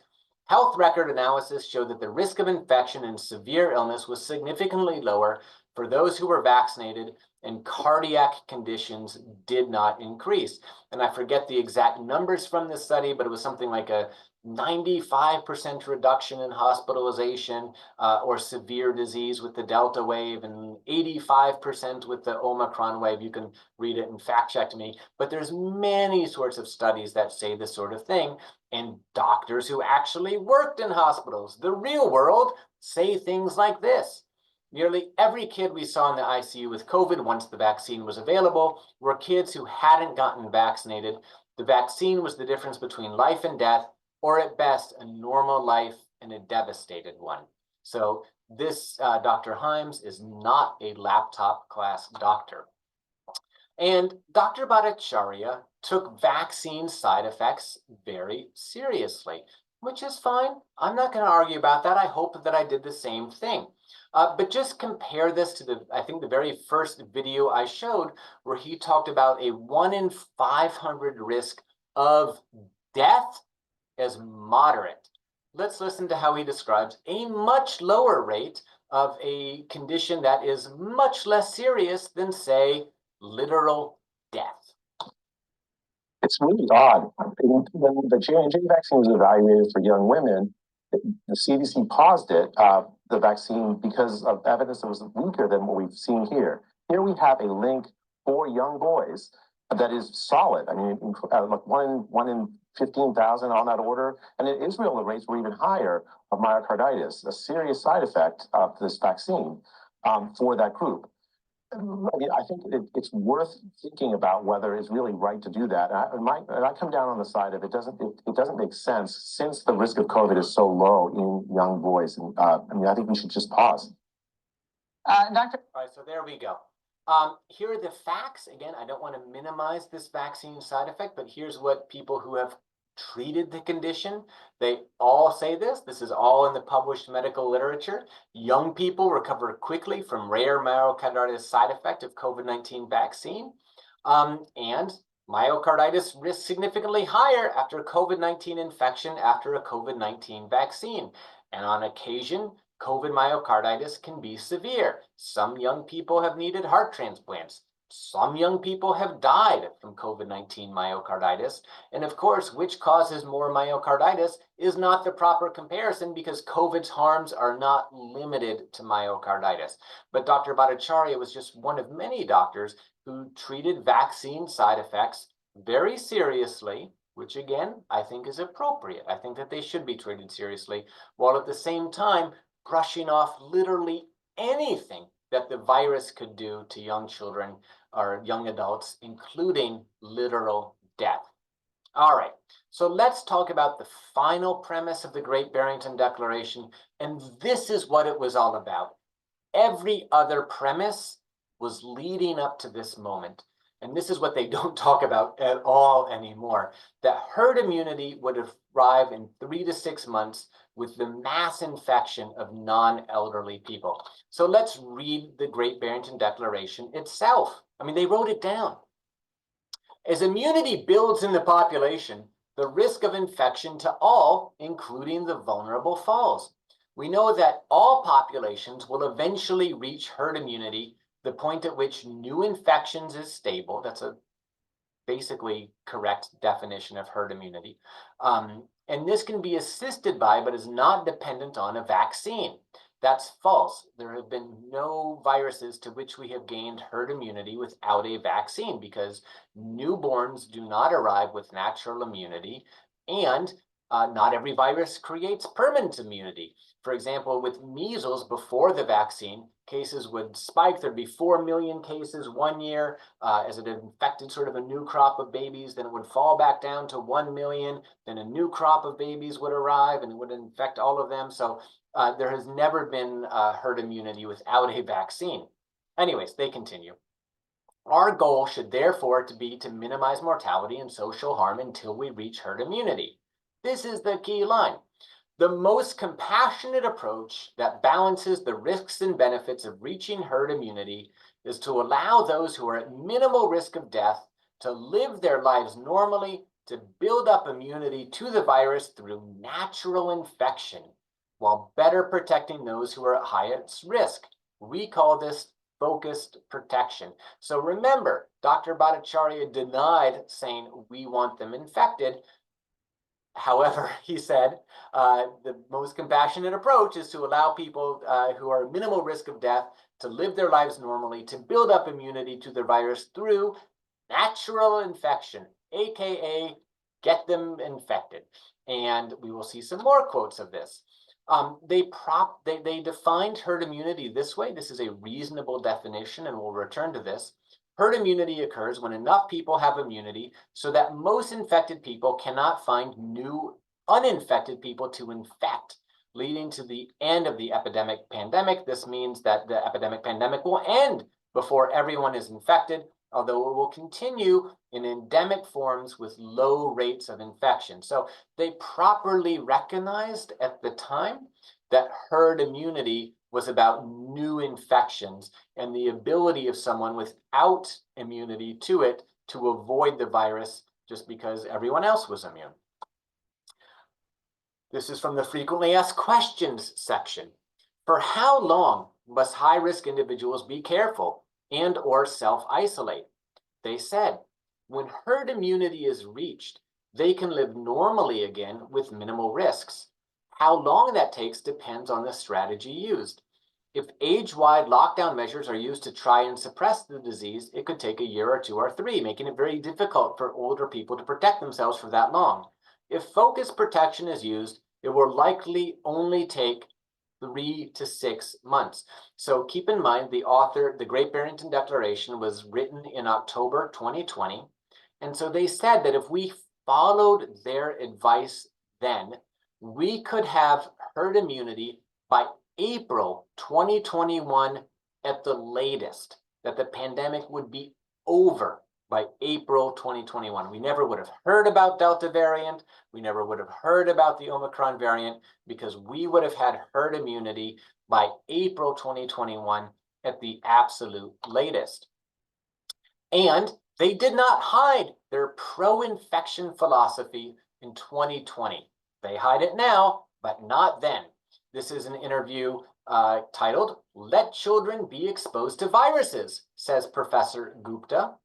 And she said, or the article said, Gupta, who is a professor of theoretical epidemiology at Oxford, told the Londoner that alongside huge social and educational benefits, the quote, evidence is mounting that early exposure to these various coronaviruses is what enables people to survive them. So keep in mind what Dr. Kelly Brogan wrote about HPV in 2014, that the best way to to protect yourself against a virus is to get the virus.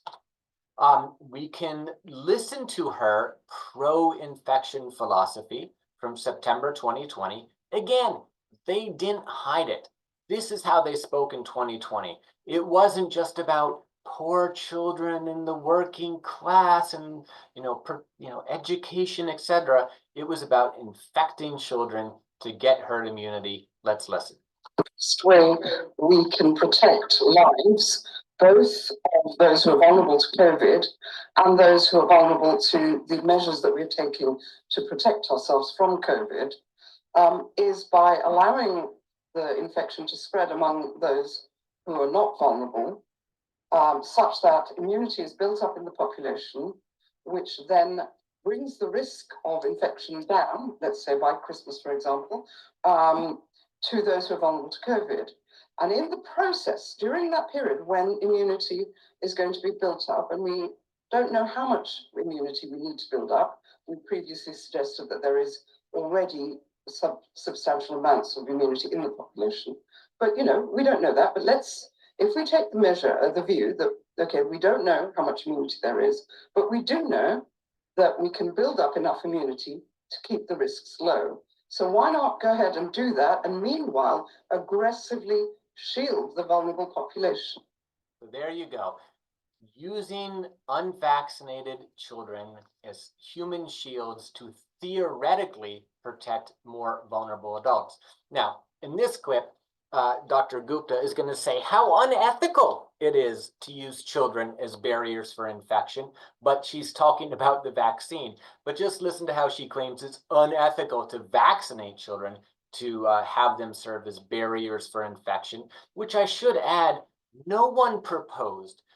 Everyone fundamentally understood that the reason to vaccinate children was to protect them from rare but grave harms, and it was an added bonus if it would prevent them from spreading the disease to their children. But listen to how she describes that as spread the disease to their parents or to more vulnerable adults. But listen to how she describes that as unethical all of a sudden. I absolutely do not think that is logical at any level. I mean, leave alone the ethics of using 12-year-olds as barriers for infection. The bottom line is that these vaccines do not prevent transmission. In the case of a 12-year-old, it benefits neither the individual, who is not at risk of severe disease and death, nor does it benefit the community. So all we're left with is a risk of vaccination. To ask children to bear that risk, to me, is just simply unacceptable. To ask children to bear that risk is simply unacceptable. Let's infect them instead. Anyways, Dr. Martin Kulldorff wrote this article August 2020 called "Herd Immunity is Still Key in the Fight Against COVID-19, where he said, as a society, we should appreciate young adults who help generate herd immunity by living normal lives and keeping society afloat. Thank you, thank you, thank you. And in this article, he almost spoke about it as an obligation for young people to get infected. He said, your grandparents faced much greater risk going to fight Germans in World War II. All we're asking you to do is get COVID. And they spoke about herd immunity as being inevitable. And Dr. Bhattacharya, they often spoke about it the same way that they would say, airplanes will land using a gravity strategy. That makes no sense because all airplanes eventually come to the ground using gravity. So they often spoke about it in sort of a mocking sort of way, but they spoke about herd immunity as something that was going to happen whatever we did. It was just an inevitable consequence of letting the virus spread. So let's listen. Are you advocating a herd immunity strategy? So herd immunity is not a strategy. Herd immunity is a fact about most infectious diseases, the course that they spread through the population. Even if we were to have an effective vaccine, we would be relying on herd immunity as the endpoint of this infectious disease epidemic. So it's less of a strategy than a recognition of a biological fact. Our aim is not to say we should just do nothing. In fact, that's, I think, the misconception that people have when they hear the words herd immunity strategy. In fact, it's quite the opposite. as both Dr. Kuldorf and Dr. Gupta have emphasized, our strategy involves protecting the vulnerable. Now, all right, so there we go. So herd immunity was going to happen no matter what we did. And they continued to say this. They wrote this article in May 2021. It's mad that herd immunity was ever a taboo phrase. And they wrote, we now have considerable COVID immunity in the US and the UK, primarily due to natural infections with some help from vaccines. We know that since COVID deaths peaked 3 months earlier in 2021 than in 2020, while most people were still unvaccinated. As we enter the summer months with a lower herd immunity threshold, there should be no public health reasons to keep the current lockdowns in place. Even the staunchest lockdown supporters should leave the summer months alone. If they understood herd immunity, they would.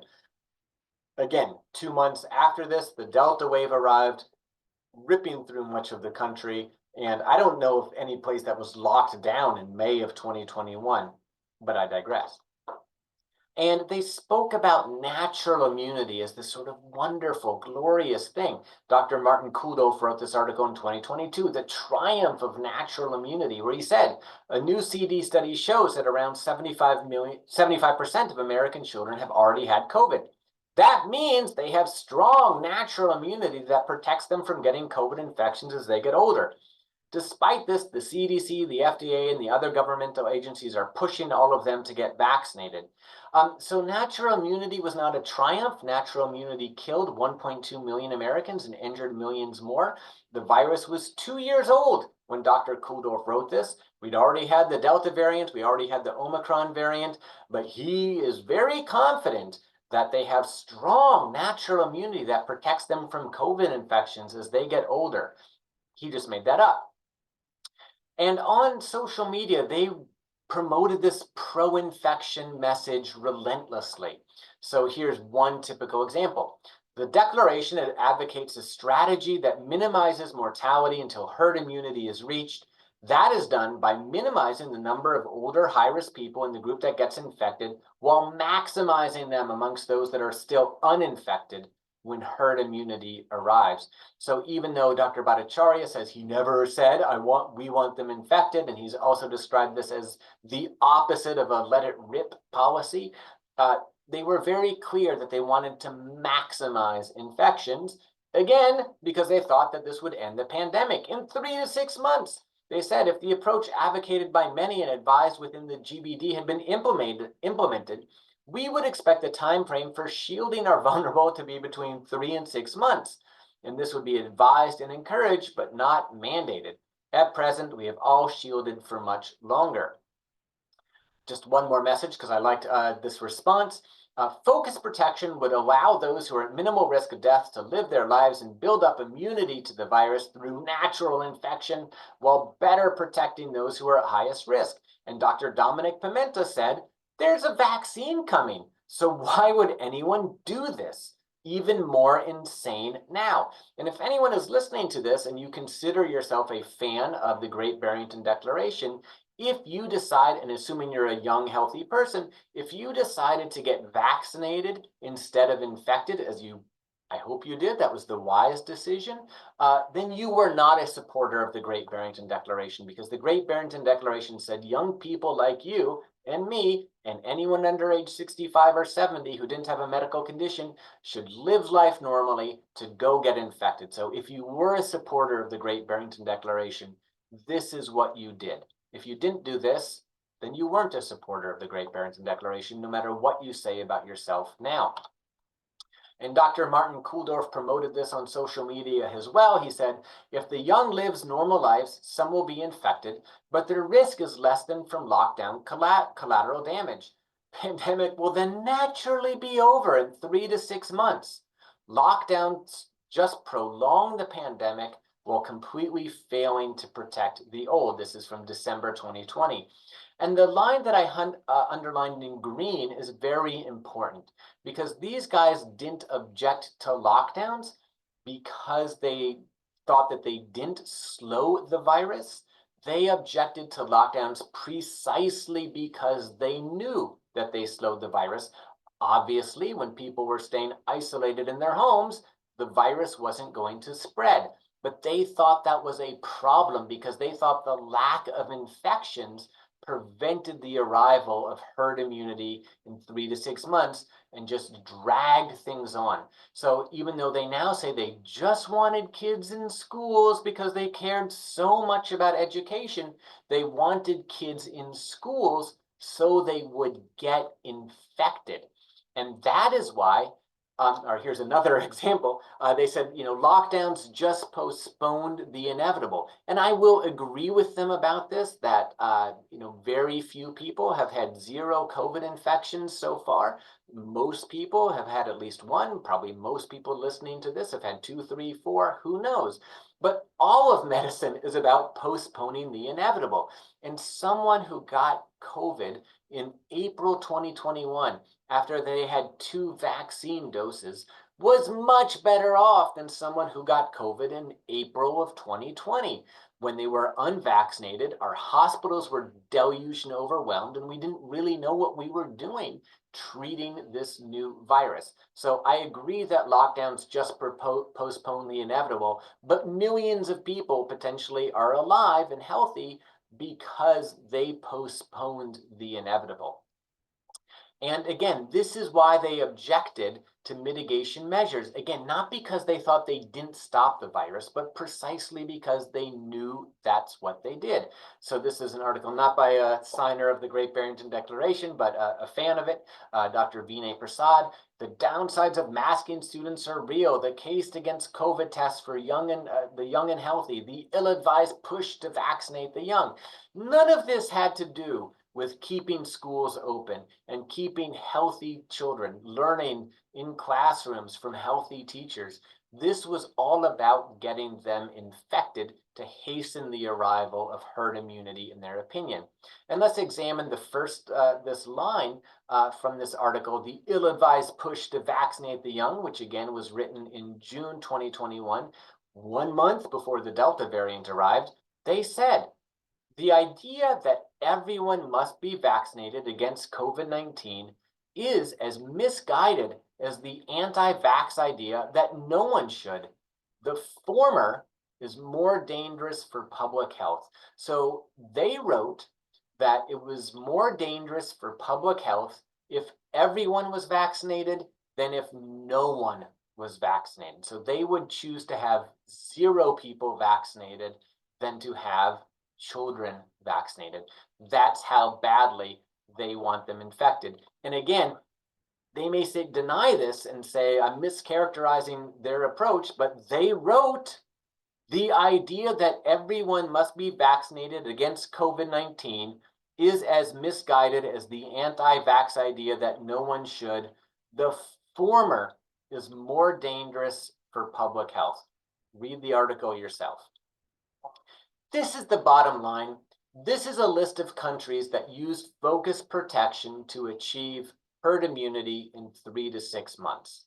So the authors of the Great Barrington Declaration, as we will hear, claim that they have been vindicated because they don't talk about natural immunity anymore. They don't talk about herd immunity, even though, as I showed you, this is what they talked about in 2020 and 2021, but they can't point to a single place on Earth that use focused protection to achieve herd immunity in 3 to 6 months. But they say that they were right.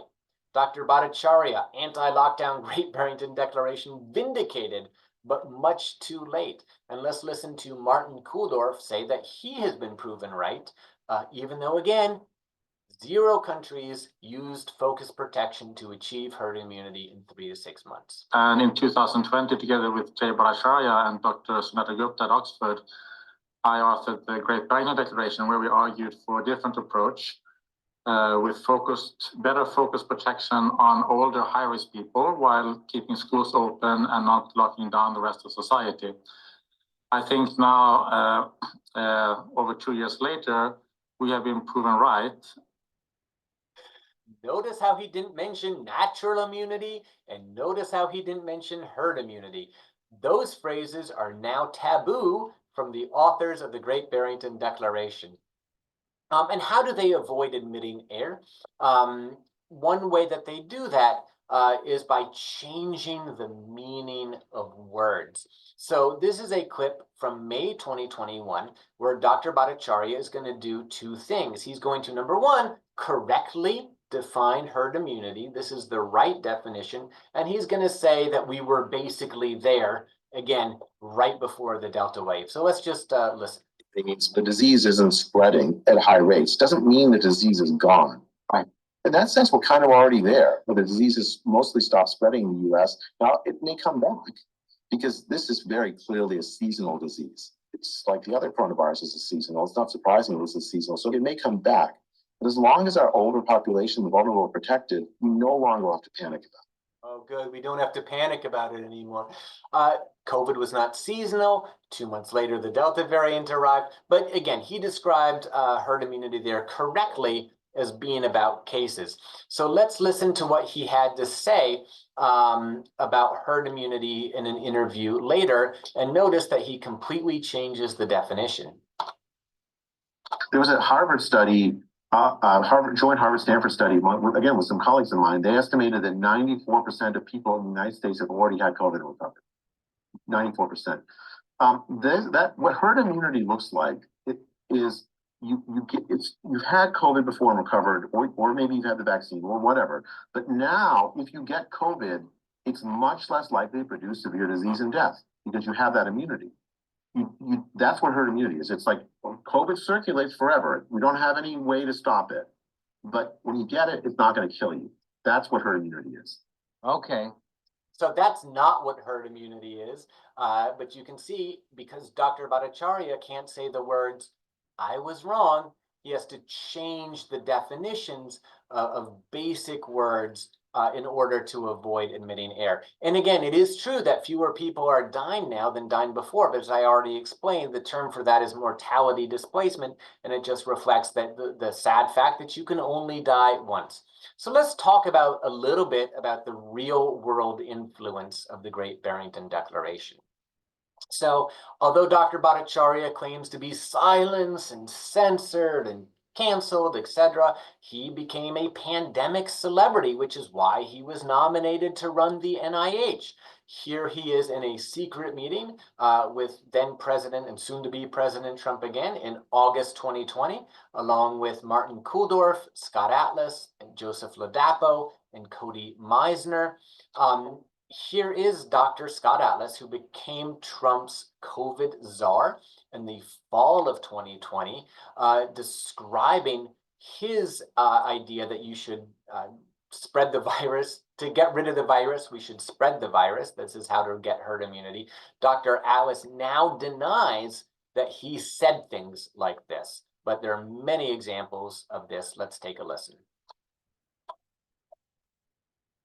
But the fact is, the overwhelming majority of these cases are younger, healthier people. These people do not have a significant problem. They do not have the serious complications. They do not die. And so it's fantastic news that we have a lot of cases, but we don't see deaths going up. And what that means is that A, we're doing a better job protecting the vulnerable. B, we're in good shape here. We like the fact that there's a lot of cases in low-risk populations, because that's exactly how we're going to get herd immunity, population immunity. Right. When low-risk people with no significant problem handling this virus, which is basically 99% of people, get this, they become immune and they block the pathways of connectivity to contagiousness of older, sicker people. So Dr. Atlas, again, he will deny that he said that. And if you listen to him talk about this in 2024, he will say, "I was right about everything because I just wanted poor, disadvantaged children in schools," when clearly he thought it was fantastic news that cases were going up. And again, this influenced things at the highest level. This is, I think, from September 2021, but let's listen to what President Trump had to say at the time. It was time because of the virus. And you'll develop herd, like a herd mentality. It's going to be herd developed, and that's going to happen. That will all happen.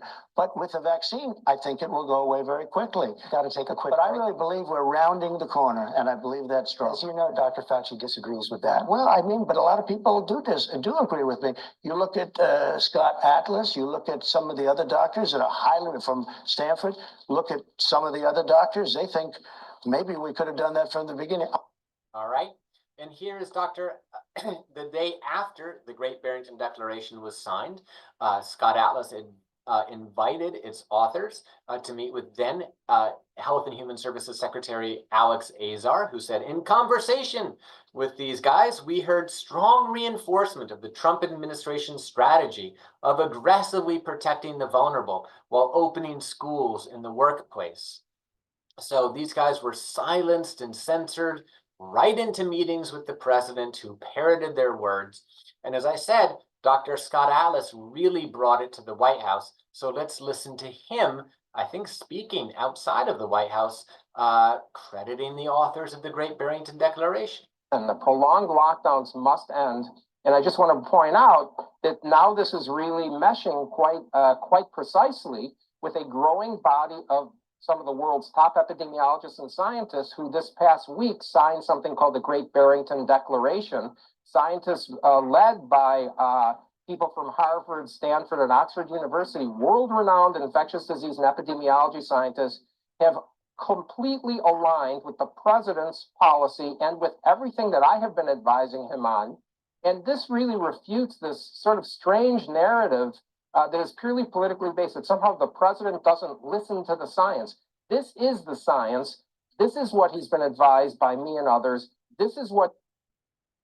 2 months after this, 100,000 Americans died in a single month. And if you haven't read it already, I strongly suggest that you read this, which is the Atlas Dogma, which was a House report on how Dr. Atlas really undermined almost all efforts to contain the virus. He initially predicted that 10,000 Americans would die of COVID. And during his testimony, he claims he never read the Great Barrington Declaration, even though you just heard him say it influenced his response. And the Great Barrington Declaration is 1 page long, and he says he never read it. And the Great Barrington Declaration, its authors probably had the most success in Florida. This is from Dr. Martin Kulldorff, October 2021. He said, one place where we had some success was Florida. So let's look what happened in Florida in August 2021. That's where all of these headlines are from. Child COVID deaths more than doubled in Florida as kids returned to the classroom. This is from September, I'm sorry. 15 Miami-Dade public school staff members die of COVID in just 10 days. Florida leads nation in number of COVID-19 deaths of nursing home residents and staff. School closures reported in 5 Florida counties, districts drowning in COVID. So even though we heard Dr. J. Bhattacharya say he would have protected the vulnerable, he would have kept schools open, this is what he actually helped accomplish. He helped lead to these sort of headlines. So he didn't keep schools open.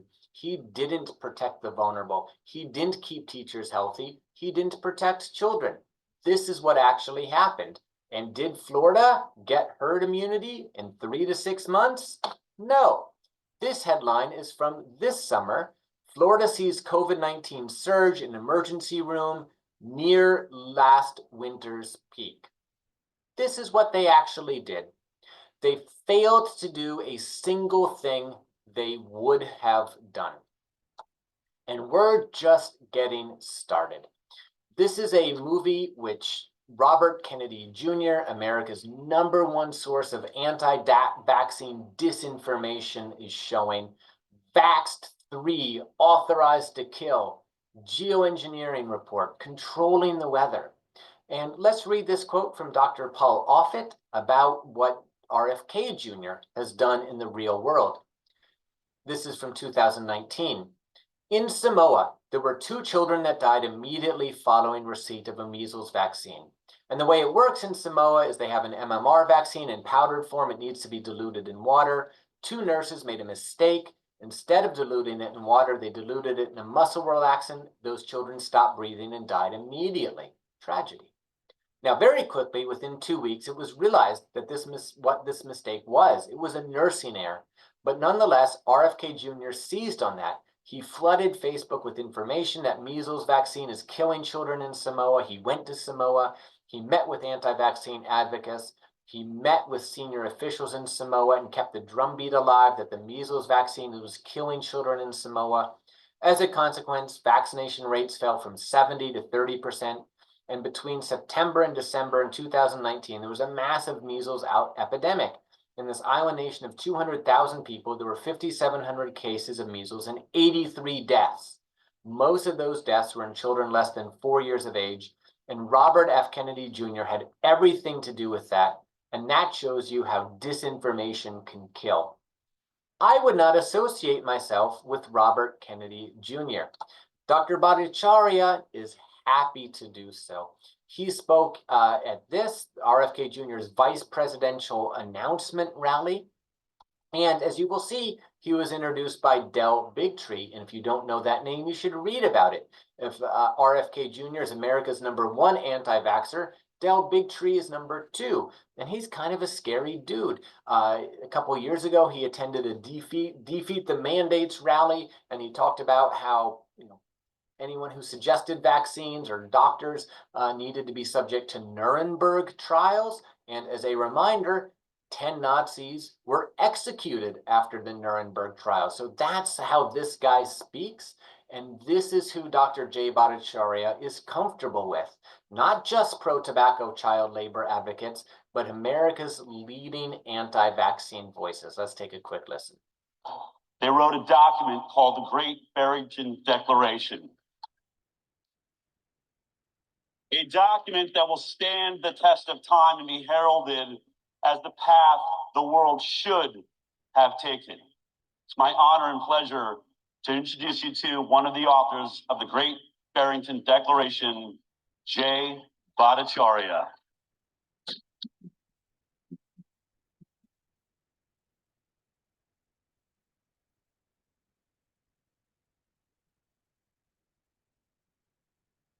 Never given a speech at a political rally, but my God, first, I want to thank Mr. Kennedy for the opportunity to speak today on this important day in American history. And I wanted to take the chance to make a case for the First Amendment and for free speech. I know. All right, so there we go. I agree with Dr. Bhattacharya about free speech, and it's good to know that he values it so much, and he will not do anything to retaliate against any doctor like myself who is exercising my First Amendment rights to speak out against him. And I assume that he will resign his position at the NIH if he is confirmed, if the Trump administration takes any efforts to limit free speech in any way, because Dr. Bhattacharya really is a big believer in free speech and the First Amendment. And here is Robert Kennedy Jr. Congratulating Dr. Bhattacharya on his appointment to the NIH.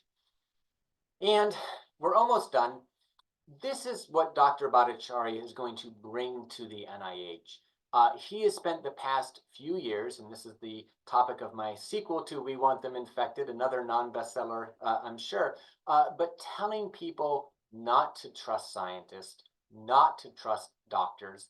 He said things like this: scientists embrace pseudoscience in the COVID era, including school closures and toddler masking. He'll be talking about masking toddlers for the next 100 years. Anyways, scientists pushed censorship and authoritarian power. Scientists are likely the cause of the pandemic itself. The collapse in trust is well earned.